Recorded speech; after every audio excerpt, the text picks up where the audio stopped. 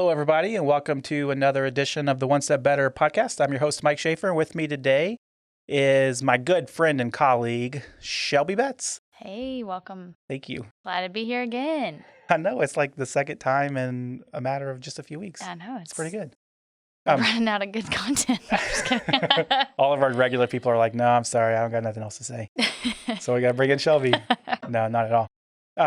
For those longtime listeners, That's right. Shelby is, you already know her, but for those new folks, Shelby leads our sales team, has been with us for quite some time now, going on 2 year number years. 2 Mm-hmm. here in just a couple months. March 16th. Yeah, next month. We got to do something fun for your anniversary date. But Shelby's been with us for a couple years, leads our sales team, and does a fantastic job of a couple things. One, leading them, obviously, but two, helping our clients and people that out in the marketplace learn more about what we are, what we do, and more importantly, how we can help them get better in their organization. And so I thought it would be a good idea to have her come on board and talk through some of that stuff. But before we get started, get the question of the week. Everybody at some point in time has to decide to not do something in order to do something that they really want to do more. So for example, I don't want to cut my grass because I would rather be spending time with my kids. Yeah. In your world, what are those things that you would love to have somebody else do for you? Yes, I've thought about this for personal reasons and professional reasons. My professional reason is building my list.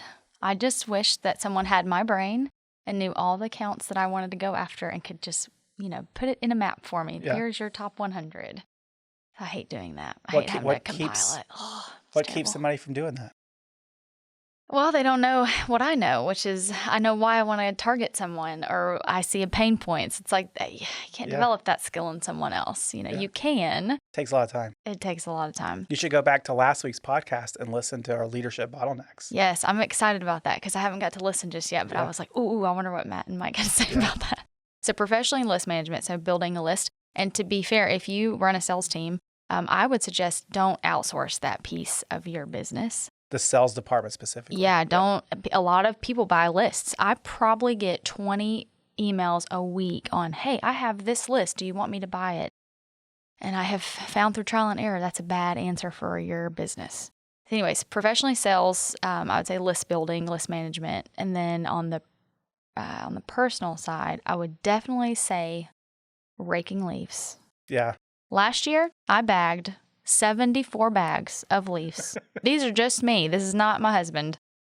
I have a 1/4 of an acre lot and 8 trees. And after I got to the 74th bag, I said, this is the last time. You have to bag your leaves? This. Yeah, because there's so many trees. I mean, literally, man. We've got leaves up to the top of the tires of the car in the drive. Not, I'm exaggerating, but it's a lot of leaves. So I think leaves. I'm on a little bit over an acre with a bunch of trees, but we don't have to bag them. Yeah, because we just have to take them down to the street, and then they come by with a big leaf vacuum and suck them up. That's even better. It's pretty nice. Yeah. What about you? What would you like raking. What would you outsource? The thing I hate to say this, but all of the traditional things that somebody would typically outsource, my wife does a fantastic job of doing that. Shout out. So yeah, shout out to Meredith because. She's going to be listening to this and say, you do not appreciate me enough. She does. She does listen to this podcast. And so one of these days I'm going to get home and she'll be like, hey, Mike, we need to talk. That's right. Meredith, if you're listening, this is your chance to say, I don't want to clean the house anymore. We've talked about getting somebody to come in and clean the house. Yeah. I was out of town on a work trip last week and I came home to a brand new painted bedroom. Yeah. And so she had painted our Wow. bedroom. And that is now one thing that is definitely on her list. It was already on my list of things that I would definitely have somebody else come do. Whenever we moved into this house, we painted Emma's room, the nursery, and got it all fixed up. And it looked nice. But my goodness, it's been a long time since I've painted anything. And that was a lot more work than I remember it being. Yeah. And so wow, so she painted y'all's room. She painted our room. And so but definitely painting is something that, oh, yeah. and even more than that, wallpaper removal, that was part of her project. Man, she went all in. Valentine's Day is coming up. You better do something good. So, a couple weeks ago, it was Spouses Day. Yeah. And so our intro to our podcast, we were talking missed about that. Spouses Day, and I got home from my trip last week, and Meredith said, "So what'd you get me for Spouses Day?" So I missed the day that I was talking about on this Wow. podcast. So I hear you saying that you were going to do the spouse Valentine's Day combo for Exactly. It was Meredith. completely planned ahead of time. You'll have to share. No, maybe we don't want you to share, but So outsourcing on the personal side is clearly somebody to keep up with my time. yeah. And important dates. Important dates. Better. Probably every male needs that, to be honest. I feel like that's sexist. It is, but let's be honest. So we're getting off topic here, but even last night, Kevin had mentioned, hey, I want to book a place for Valentine's Day. And I was like, you haven't already booked somewhere? Everything is going to be full. And he goes, I'm 85% ahead of every single male in the city of Memphis. So true. I'm looking a week out, man. I was like, what? This is something a girl would have done a month ago. Yeah, that's very, very true. It is what it is. All of the normal stuff I say normal stuff, but you mentioned raking leaves. We did pay somebody to come and rake our leaves last year. Yeah. And that was the best. I forget how much it was. It was a couple $100, but that was some of the best money I've ever spent in my entire life. I do not pay anybody to cut my grass because that is kind of a hobby thing for me. I enjoy me too. cutting the grass.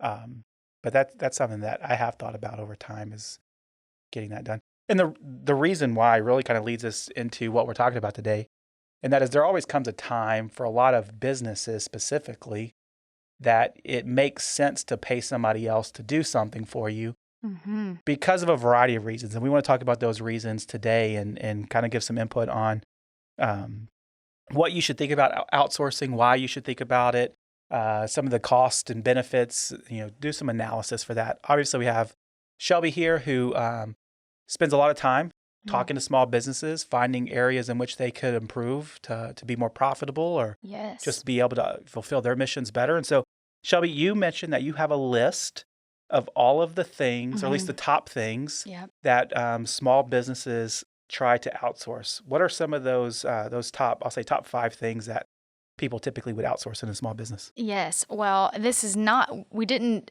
do this subject to come back and tie back to our services. I'm just saying that on the front end because it's true. But you do a Google search, and actually one of the top things that small business owners outsource is accounting. Yeah. Doesn't surprise me. Nobody wants Uncle IRS on their back. That's terrifying. If you have any type of healthy fear for the IRS, it's like, oh gosh, get this away from me. But that was one. Accounting. Marketing was another one. Sales, which actually was really surprising to me. I don't know why you would want to outsource a sales team. IT, of course, IT management, administrative tasks, customer service. That one surprised me. And then ones that I totally agreed with was manufacturing, shipping, and logistics. So that's a couple of them. I know that we have outsourced at least 4 of those things. Yeah. 4 or 5 of those things. And in some ways it was good, and in some ways we took it back in-house. And so let's start with talking about the why. Every small business out there at some point is going to come to a decision on accounting, which is what we're probably most familiar with, but sure. IT, marketing, whatever it may be. And I need to bring somebody else into this arena for my company. Why does it get to that point?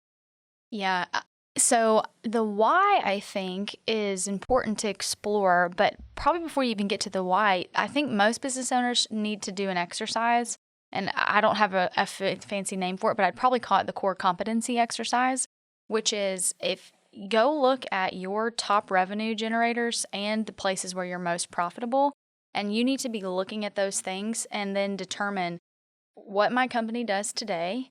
If I'm spending X amount of time, resources, or personnel in something that is not a part of my core competencies, the things that I do best, or the things that I know if I get better in, I will be more profitable or make more money doing, it is time to outsource those things.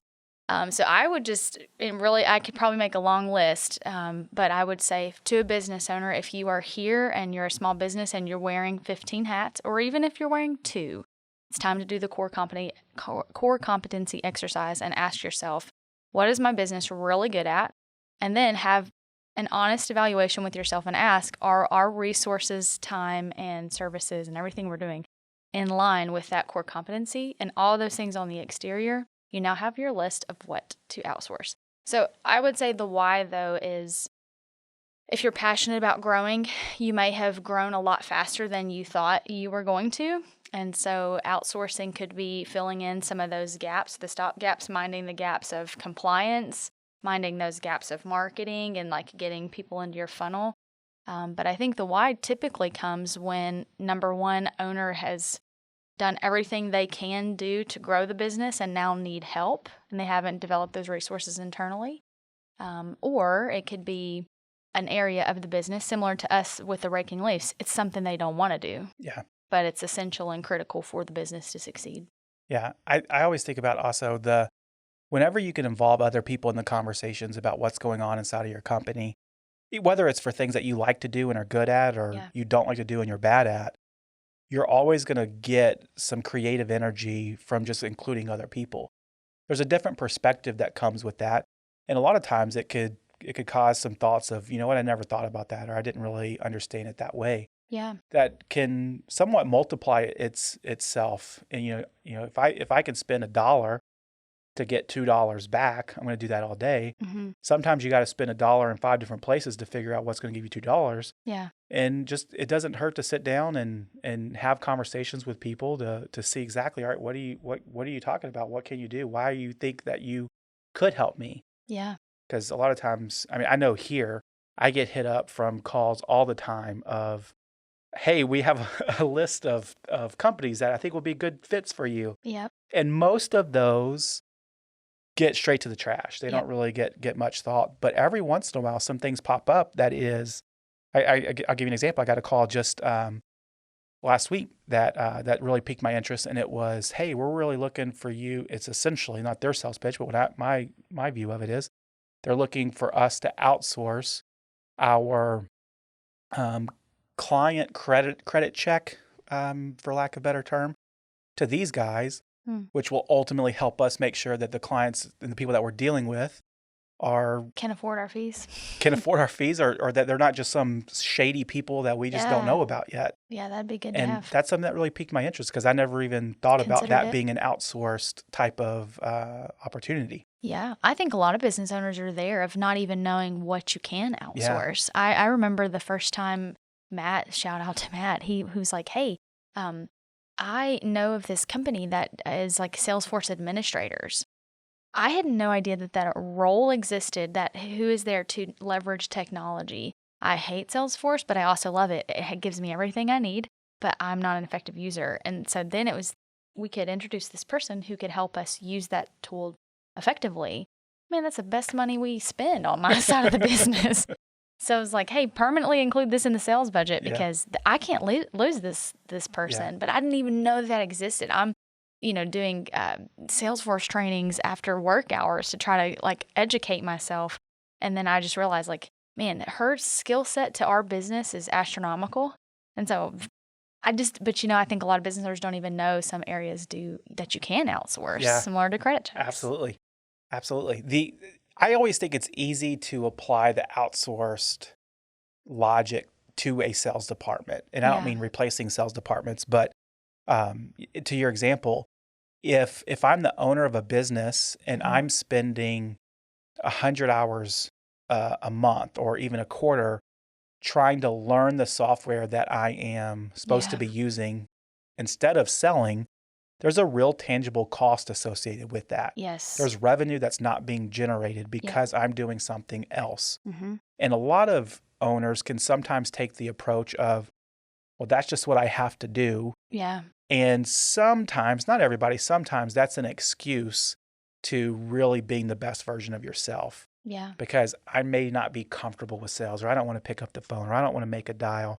And so I'm going to come over here and spend some time learning about how to sell instead of actually just, I got to go sell. Yeah. And spending some money on some of those things can take out that excuse sometimes, but it also forces you to actually get into the role that you're supposed to be for. And that's not even true with just owners. That's true with anybody in any role. Yep. Sales is an easy way to see that in my mind. Where it gets a little bit trickier is on the operations side. Sure. You mentioned shipping or IT or logistics being a big thing that is outsourced. It's harder to see a true dollar cost value of paying somebody to go in and do that type of work. Sure. But that doesn't mean it doesn't exist. Yeah, I think, so when I was kind of talking about like looking at the areas you're competent in, I do think of Amazon on this. Obviously they're known for being the best, person out there to buy toilet paper from or whatever thing you need. Mm-hmm. You just go to Amazon, click it's there. But they really revolutionized the way we think about shipping because they said, hey, 2-day free shipping, if you're a subscriber. I imagine when they put in Amazon Prime that had to have been a loss leader for them.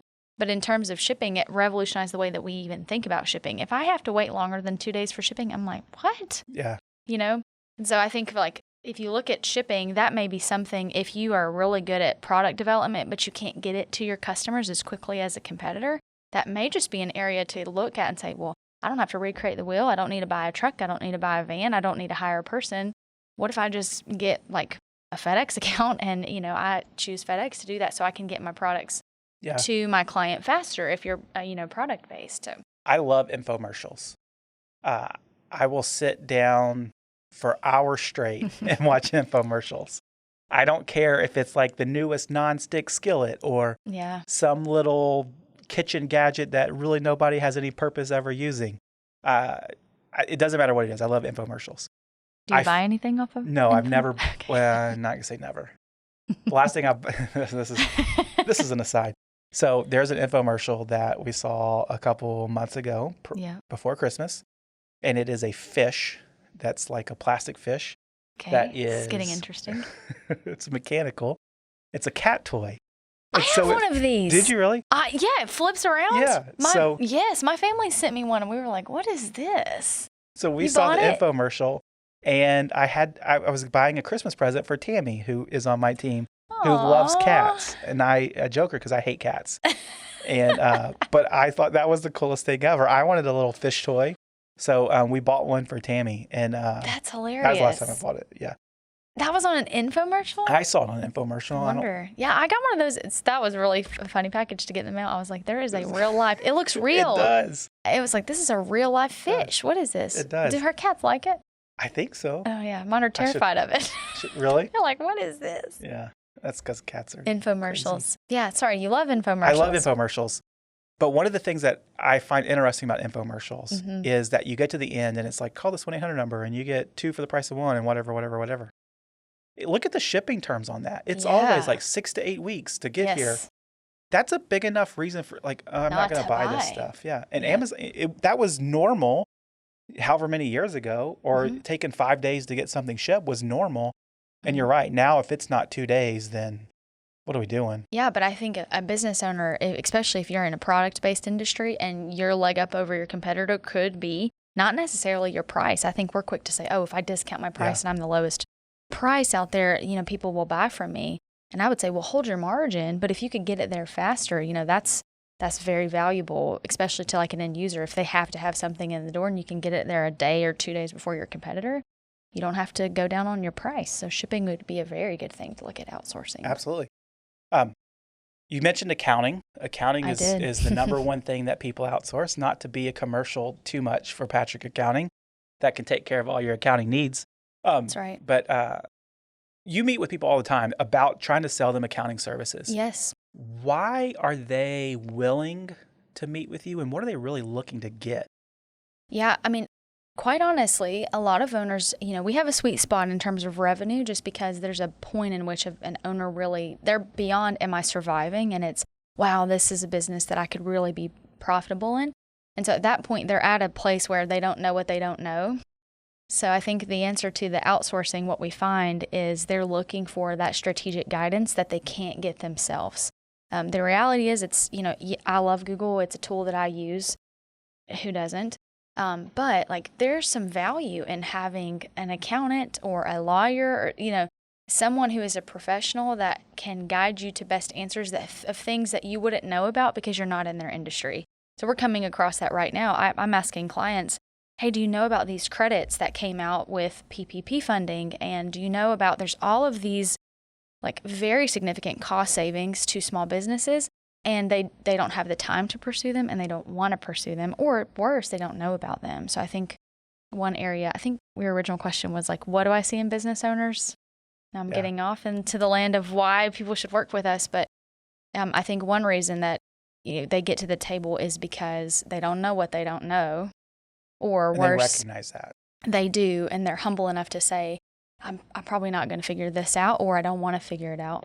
And then sadly, the other reason, of course, is they've hit an area of compliance they weren't aware of. Yeah. And so then it's like, oh man, now I got to pay all this, and I didn't know that that really stinks. It's like, I wish there was kind of like a big rule book that told a business owner when you kind of hit this in revenue and this in personnel, like something that's standard that every new business owner gets, so you could kind of be aware of those milestones. But the reality is, business owner is running in a million different directions. They may not realize they've hit a compliance threshold. Absolutely. Greg talked about that a lot in our HR on-ramp. He put together a kind of a packet of these are the numbers you need to know about 15, 20, what 35, sizes you hit. 50, I believe. And I don't, like, these are things that I should know that I just didn't know until I sat through his presentation. Same. And it was about, all right, now you're hit this point, FMLA kicks in. Yeah. Or at this point, you have to worry about maternity leave. And at this point, you have to worry about ACA. And at this point, you have to worry about EEO and all of those things that, man, if I'm a baker, which is always the example I like to use on this podcast, is if I cook cookies, make cookies, I may be the best cookie maker in the world. That means nothing about my ability to understand employees and compliance and the regulations that come along with having people and having somebody in your corner to come along and say, look, hey, this is something you need to be aware of. Yeah, I think that's really valuable. The value of partners. I think the other piece that owners don't realize is the efficiency that they may gain from a cost perspective. So I'm careful with that word because I don't launch into conversations with our potential clients and say, oh, well, it's going to be way cheaper if you work with us than a bookkeeper, right? Yeah. That's not always the solution. But I do think a big pro towards outsourcing, and we can talk about the cons, is the efficiency that you may gain from a price standpoint. If you're the owner and you're doing it yourself, and it's not something that is helping your business grow, you need to have that conversation with how valuable is your time. If you were to put a dollar amount on your time, and I do struggle with this, especially with owners who have finance backgrounds, they're CPA by trade, or and they started a business, they say, well, of course I can do my books myself. I know how to, balance a checkbook and, rec the banks and create a P&L. That's great. But is that $350 an hour time? Is that $50 an hour time? So I think one of the big values that come from outsourcing is looking at from a cost perspective and comparing and saying, would it be more valuable and also cheaper for me to find a partner who's like expert, who's an expert in this, as opposed to me doing it or having a staffer do it. Yeah. We find that some of the clients that don't like working with us the most are those that try to do everything themselves.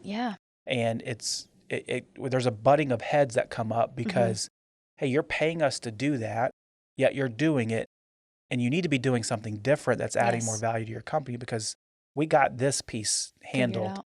And that's difficult to relate to somebody who's just, I want to do it all. Yeah. What do you think? I'm kind of curious from your perspective, if you were to outline some of the pros to looking at certain functions to outsource and also the cons, what might be your pro-con list? I'm always going to do a cost-benefit analysis. And I want to, I'm a numbers guy. I like numbers. Yeah. And so I want to know hard costs, soft costs. What do I really have in this versus what am I going to pay for, and what's my return on those items? A lot of times that gets to be a lot closer than I thought it was going to be. Yeah. I'm expecting to come across something that is, man, it's going to cost me a whole lot more money to actually outsource this. And when I start adding up, all right, so we have 10 people that are devoting 10% of their time to this one task. Yeah. Well, over the cross, the entire team, it's a lot. Man, I got an FTE that's doing this one thing that I'm paying however much a year for, that I could be pushing that somewhere different. Yep. That's always surprising a lot of times to start looking at different outsourcing opportunities. That's one of the consistency and reliability of having eyes on something, and that's what they're dedicated to. Yeah. Is a big deal. It gives me peace of mind to know that something that I'm going to look at once a quarter or once a month is something that's being regularly maintained and monitored.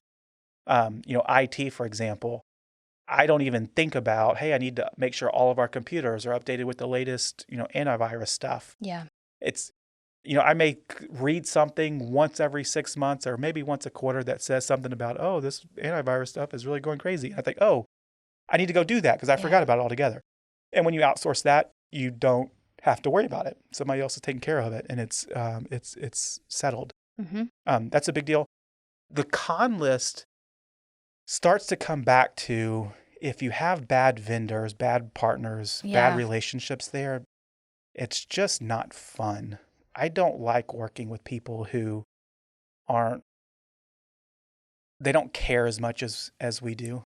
Finding the right partners that care a lot, they're good at what they do, and they're reasonable, that's important. Yeah. And sometimes it's hard to find that. I always, Matt made a joke on our podcast whenever we were trying to outsource coffee. He made the joke of, man, if there was anybody in Memphis that does coffee service that would simply return a phone call, they could make a fortune here, because it was honestly extremely difficult just to get somebody to call us back. And we're saying, hey, we want to give you money. Yeah. Call me back. Right. And not, and so it's just hard to find people sometimes, or companies sometimes, that are reasonable with stuff like that. Yeah.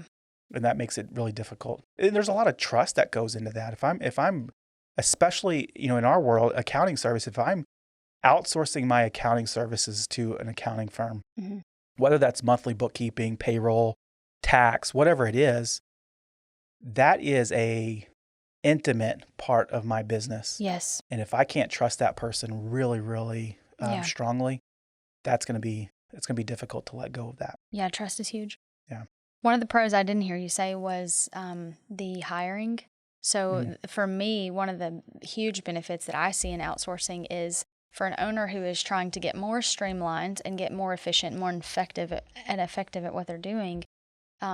If you choose to outsource, what that doesn't mean is you have to bring in an internal hire that you then have to train, manage, make sure that they're happy. So I think one of the big primary advantages to looking at some part of outsourcing is you don't have to bring someone on your team necessarily. You do get some built-in redundancy because, we run into a lot, well, my bookkeeper just quit and now you're high and dry. If you work with an outsourced provider, that's not your problem anymore. Your work is still going to get done whether they have hiring issues or not. Yeah, that's a good point. We've dealt with that a couple of times internally where we've had, because as a small business, you grow fast or slow, it doesn't matter. You come across times where you have departments of one. There's one person that is an expert in this one thing. Yeah. And my goodness, if something happened to that person or they walked out the Hit door, by a bus. It's a difficult replacement. Sometimes that's a long-term issue. Yeah. Sometimes it's just, transient of they happen to be a department of one right now, but we're going to grow that to a department of two, a department of three. Yep. But in that short term, there's a risk that comes with that. And when that person walks out the door, gets hit by a bus or whatever it may be, you're going to be left holding the bag. And so in some of those key areas, to have a second set of eyes or somebody overseeing that is really, really important from a consistency. In some ways, it's an insurance policy. Yeah. To say, you know what, I have some redundancy here. Yeah. And of course, the flip side of that conversation, the con there is when you do choose to outsource, that partner's not going to know your brand and your wants as intimately as maybe you would like. And so I think that's what's important as an owner when they're looking at what to outsource.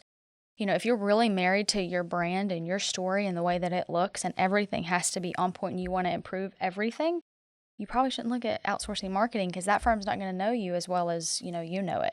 Right. And so I think. Or it's just going to take time for them to get to that learn point. it. Yeah. So I think that's something to look at too. The flip side of that is working with a vendor is going to similar to, hire. There's going to be some time that you need to get to know the business. I tell our potential clients that a lot of, they always say, well, how does that work? How does transition work? I get that question a bit, and that's a great question, but it's, we're going to start out, we're going to start this relationship. My team is not going to know everything perfectly. You're going to get a lot of questions over those first 90 days, but as we get more familiar with who you are and how you operate and times you're available, and do you like Zoom calls or do you like phone call? Do you prefer email? Do you prefer text?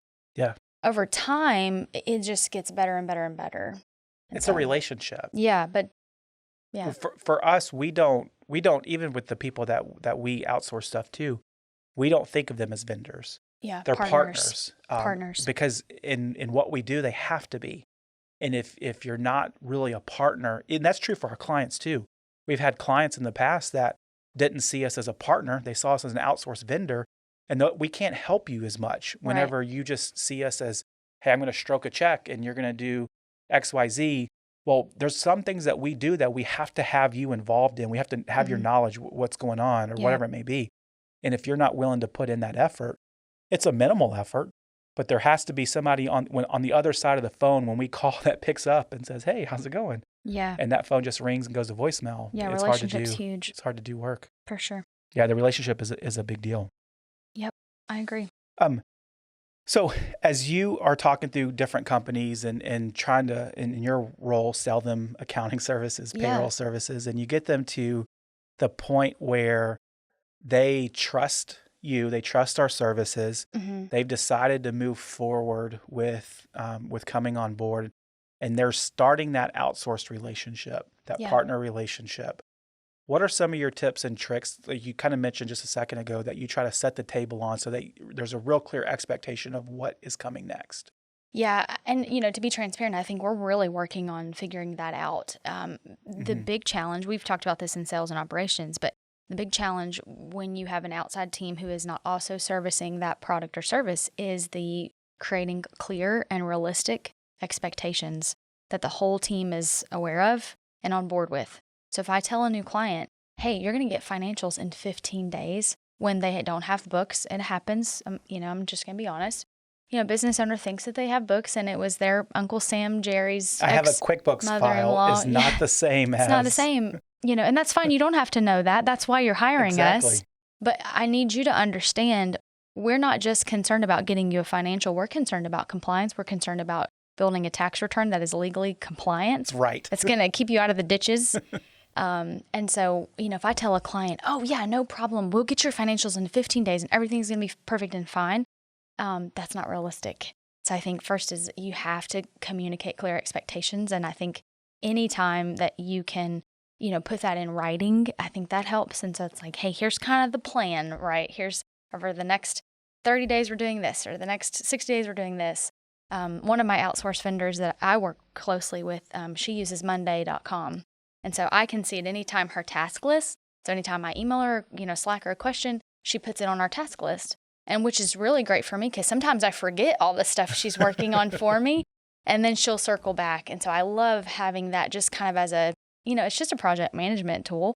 But it's just a way to see, oh, we finished that. That's knocked out. Awesome. Hey, this is something we're working on. So I think, having some clear expectations for the client and also for you of, hey, this is how we operate. This is what we do.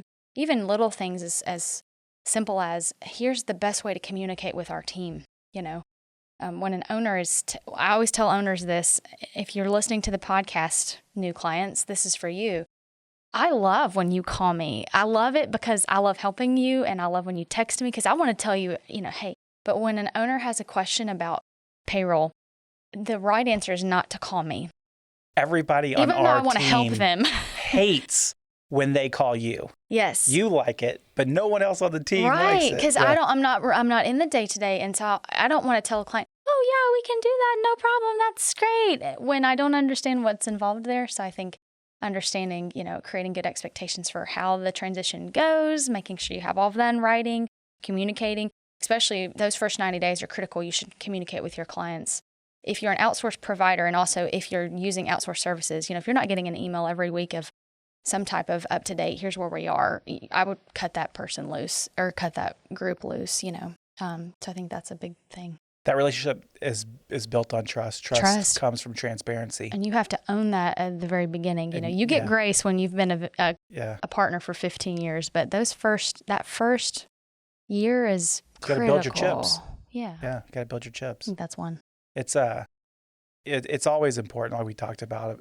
There's going to be times in every business cycle that you really have to look at, it's come to the point where paying somebody else to do this task is going to be a better answer for me in the long run. Mm-hmm.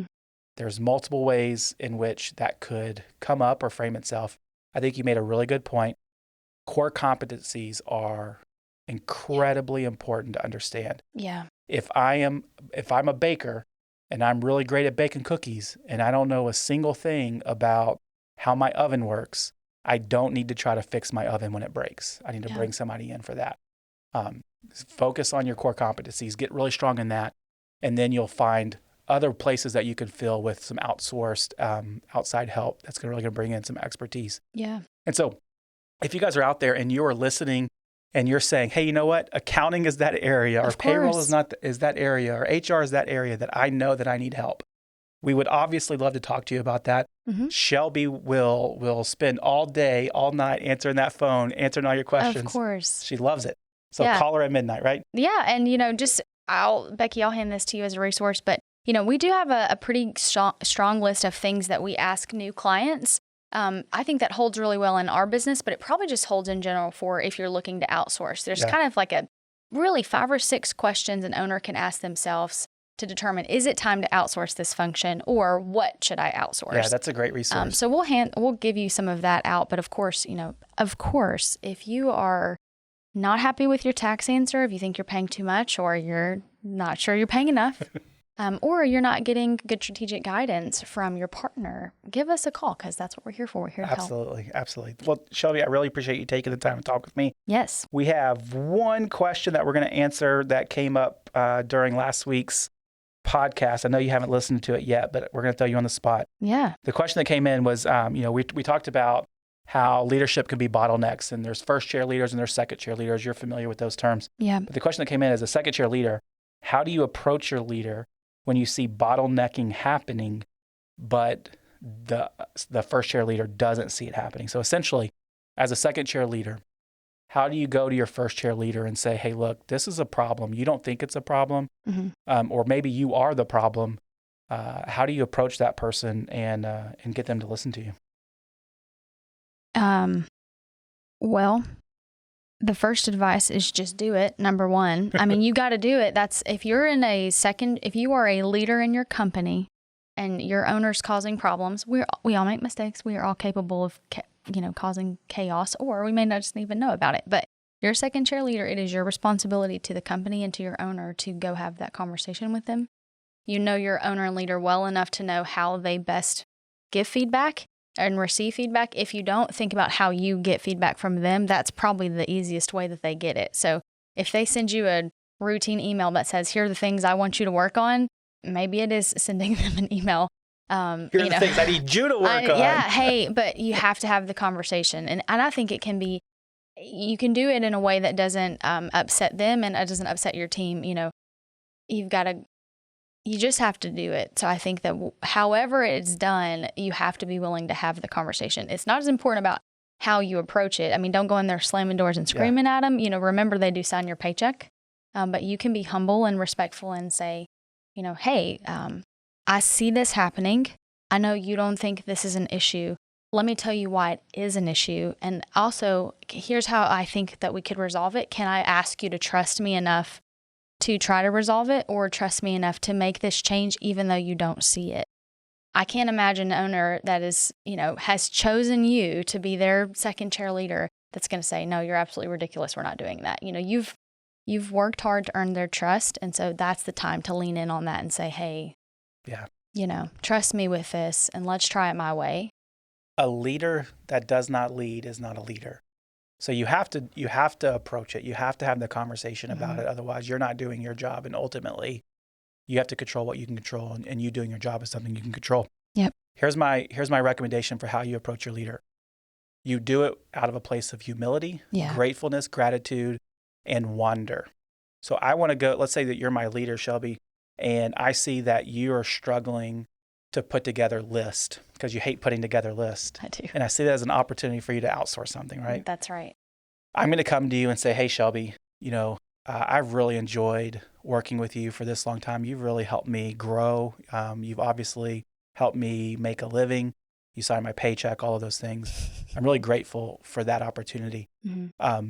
You've taught me a lot of stuff, but I have some questions that I'm just kind of unclear about, and I need some help resolving this. Let me give you a tip. Leaders have egos. If you stroke the ego, you know what they say? They lean in and say, all right, tell me more, tell me more, tell me more. They're inviting you into their life then. So you say, hey, here's some questions. I just have some questions about this. I noticed that, you have lists that you use in your world. and you do a great job of putting together those lists. Are those lists something that, like, if you had more people on that list, that you would be more productive? Or if that list was longer, you'd be more productive? Or if you didn't have to spend time putting together that list and you had a good list already, you would be more productive? Oh, yeah, probably so. Probably so. What do you think it would look like to maybe bring somebody else into that and to do that for you? What would that look like if you get into intriguing their wonder with you? Then you're not confronting them, you're brainstorming with them, you're helping them think.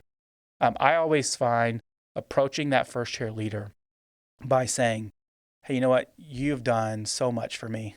Now let me help you. Simply by asking questions. Questions are normally, if done in the right spirit and the right tone, non-confrontational. Now, if I walk in and say, what in the world are you doing? You spent 30 hours making a list and it makes no sense. Why are you doing that? Right. That's not the right kind of question. Sure. And so questions are helpful. That's great. It really can make a world of difference. And so there you go. If you're out there listening and you had questions about anything that we talked about today, we would love to hear from you. We have an email that you can send stuff to. That email address is onestepbetter@patrickaccounting.com. That's right. We're getting emails from there now. It's so exciting. it's fun. Yeah, it's fun. And so you could send us a question. And as always, if we answer your question in our podcast, we'll send you a T-shirt that just as a way of saying thank you. And so we really appreciate you taking the time to listen to us this week. And if you have questions, again, reach out. Otherwise, we'll hear you on next week's episode of One Step Better. Thanks, guys. Have a great day.